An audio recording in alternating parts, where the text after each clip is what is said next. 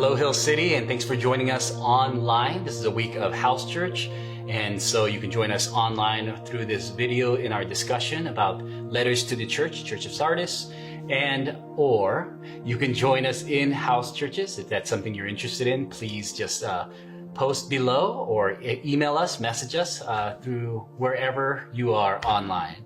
I just wanted to begin with just the summary of the verses and the message. And Hannah, if you would like to take that. Yeah, so this last week we talked about the letter to the church at Sardis. So we're starting actually in Revelation chapter 3. We've been going through these 7 letters to the churches in Asia Minor.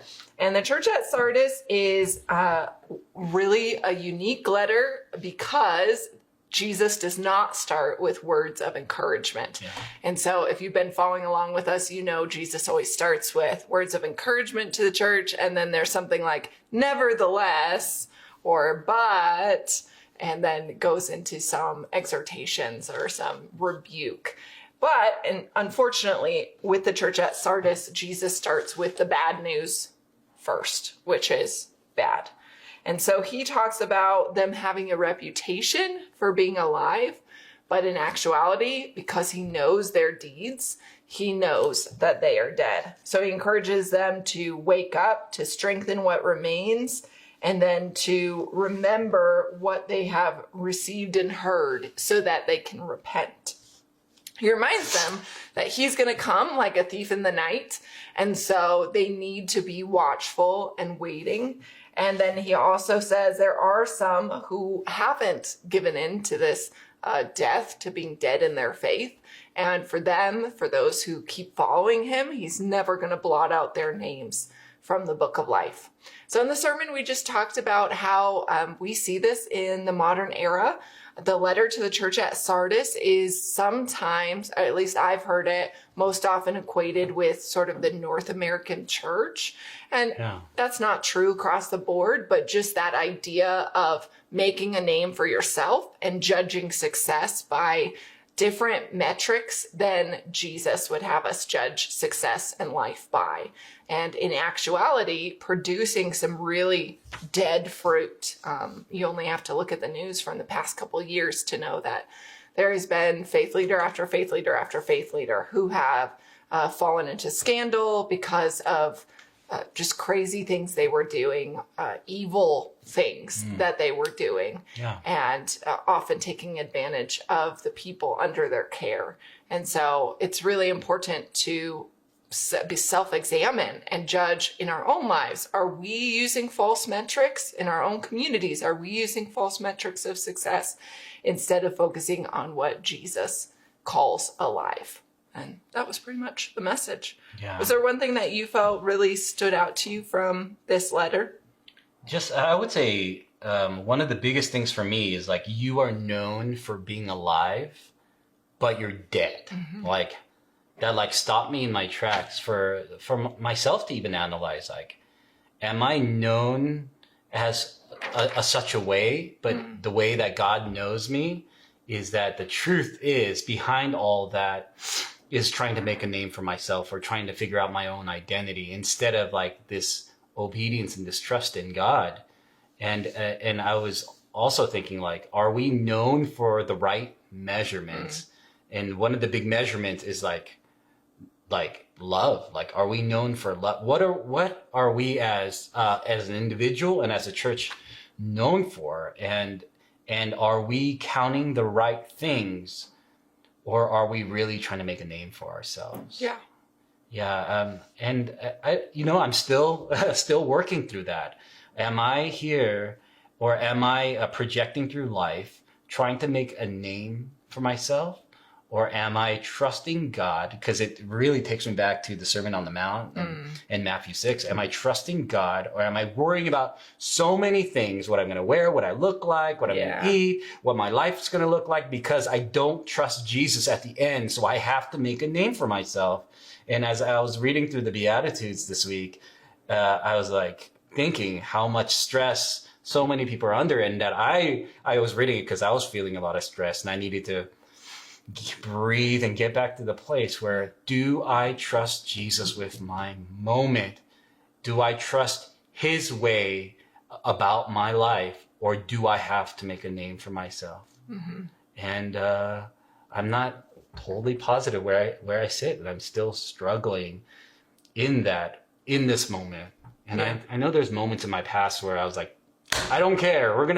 I am going to trust you. Yeah. And these things are fine. But then there are other times that I care about all the details of my life, because I say, or I talk about Jesus being in control and God of my life, but I live out my life as if that's not true. Yeah.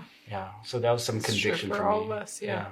How about yourself? I think just along those lines, obviously the church, we've been in a new phase in transitioning into house church, the sort of dual model of house church and corporate gatherings, and not an easy switch at all. I think we definitely feel like we're coming into a place where the culture of the church is solidifying a bit, but it's still not easy. And there are hard things about walking through life with people that wouldn't be kind of your typical markers of success.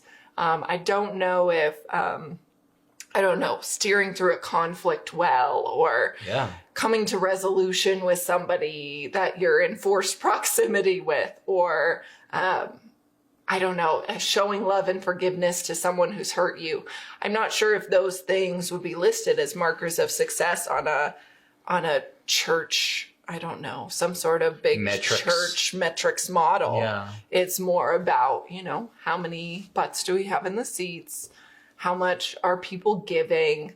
How many special events can we do? How many baptisms did we have? And again, I think those metrics exist for a reason. Like, as humans, we do want to kind of control how to make a name for ourselves so we can look back at something and say, this is succeeding. Mm-hmm. And the temptation is to judge those things as more important than what real success is, which is transformation in people's lives. Yeah. Which, not saying we've got a corner on that, or even that's always happening. But it's a really good reminder of what's important. Yeah, when you're talking, I'm thinking, like, do we care about the health of the individual? Mm-hmm. And we really shifted focus into that. Like, hey, we want our faith to be healthy. Mm-hmm. And what does that mean? That means practicing the way of Jesus. That means learning a biblical framework about life, like we were talking about rhythms of life, and saying, hey, we are going to try as a church to change our rhythms around the way of life. If we are saying Jesus is the way of life, is there any markers to that, or any strategy to that? And if there's not, how could we say that's the aim that we're going? Yeah. How can we say that's the healthy life? We can say it all we want. We can verse it. We can memorize the verses, and we can spout it. But if we're not living by that vision, believing that Jesus is the highest way of being human, then what vision are we actually living by? And have we asked ourselves that? Am I living the American dream, except like dressed up with Christian lingo and the Lord is my shepherd mugs, right? Or am I actually have changed my framework and living a counterculture, believing that God is God? Yeah. Yeah. Which I think kind of goes to another big point in the sermon, which was, wake up. The watchfulness. You have to self-evaluate and take the time to know yourself if you're going to actually be watchful for these things in your life and in your community. There was some interesting historical background there, just because Sardis had been a city that had it bragged that it had never been defeated in outright attack. But there were 2 times in their past where conquerors had been able to sneak into the city because of the lack of watchfulness by the guards on the walls. And so this would have really stood out to the church at Sardis, that he's saying, keep watch, wake up, because they had a past civic history of not being watchful. And of course, that goes back to Jesus's words that he said during his ministry, I'm going to come like a thief in the night, which are not supposed to be scary words, but they are scary if you are not living for him, if you're not watching. Yeah. Are we just living life and like I said before, just dressing a little bit of it with Christianity, or are we like watchmen, keeping watch? Are we awake? And like watchmen just like kind of like takes me back into the Old Testament of like Ezekiel and things like that, of like, because we don't have watchmen anymore, right? And we don't understand how vital those roles were. But if you were in an old culture and you weren't watching by night, then the enemy could sneak in. And I just wonder, if we haven't been paying attention, has the enemy snuck in to some of the deep parts of our lives that we don't even know? Yeah. Yeah. I think we see that a lot. One of the examples that just occurred to me while I was writing the sermon was just that idea of having to promote a certain image to people at church. That there can be a culture of, this is my church face. This is how I greet people when I'm at church. I can't show that I'm struggling or having a hard time. Yeah. When people ask how I am, it's, not that most people say blessed and highly favored, but that's sort of the cliche, right? Yeah. Of having this particular face you have to present to people in what should be one of your closest communities. Yeah. And instead just putting on a facade because you don't want to be vulnerable or open. Yeah, I call that the avatar. Like, do we use certain avatars in certain situations, or can we be, like in counseling we call it congruent, genuine ourselves, like real, present in the moment? Or have we built something up? And if we have, like, we go back to the beginning, like, are we healthy? Are we known for being alive but really dead inside, because we've created this avatar of ourselves so that people can't really know us or like help us, because we're keeping people at a distance. And in doing so, are we also keeping God at a distance? And alternatively, if your community if a value of the community isn't being a safe place for that, then you're also just reinforcing people being fake. And in an unhealthy environment, right? Because if you have to fake it, then I feel like I should fake it too.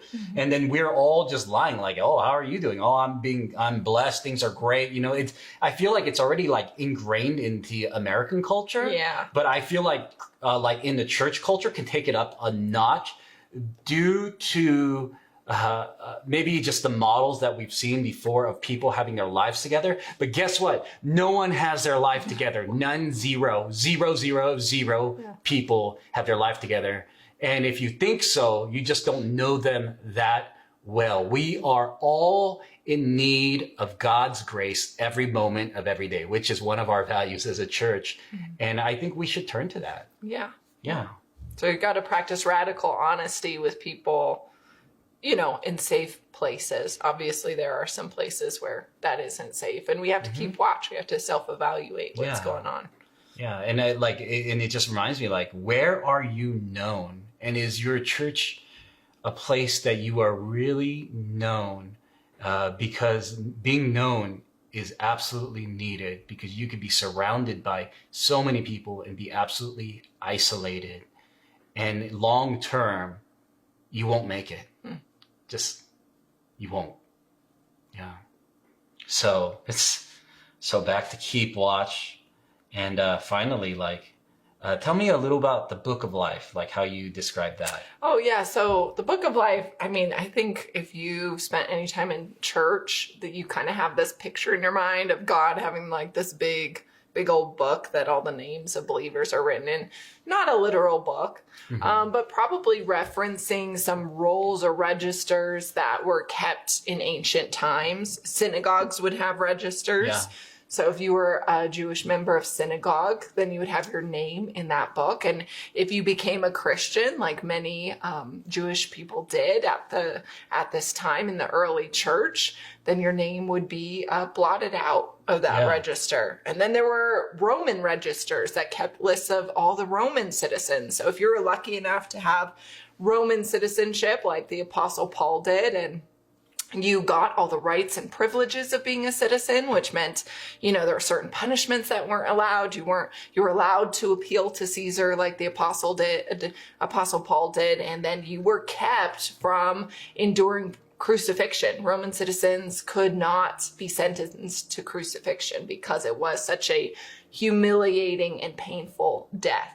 And so that roster, that register for Roman citizens would have also been something that Christians potentially at some point were in danger of losing their place in, because they would have been seen in some circles as subversives, as people who were very unpatriotic, people who were going against Caesar and declaring that Jesus, this Nazarene who had died on a cross, was instead Lord in their lives. And so his encouragement at the end, Jesus's encouragement, is that he will never blot out the name of that person from the book of life, the one who is victorious. And it's supposed to be an encouragement to us. Sometimes we get caught up in debates about, oh, what does that mean that you can be blotted out? Does that mean you can lose your salvation? Can you not lose your salvation? Were they even Christians? But that's not what the passage is about. It's about encouraging people that if they keep their eyes on Jesus, if they keep following him, however imperfectly, of course, because we all need grace, then he will never blot out our names from his register. Even though the world rejects us, our former communities may reject us, Jesus is never going to reject us. Yeah. And I love that Jesus is not going to reject us, and you can trust him. You can go all in on that. And as like every letter to the church, let anyone who has ears, let them hear what the Spirit says to the church. And I hope that we hear what Jesus is saying to Sardis and just learn from it. So thanks for joining us this week. And I just hope that we remember how much that we need to trust in him for our name, for our measurement, and that we would keep watch. God bless you guys.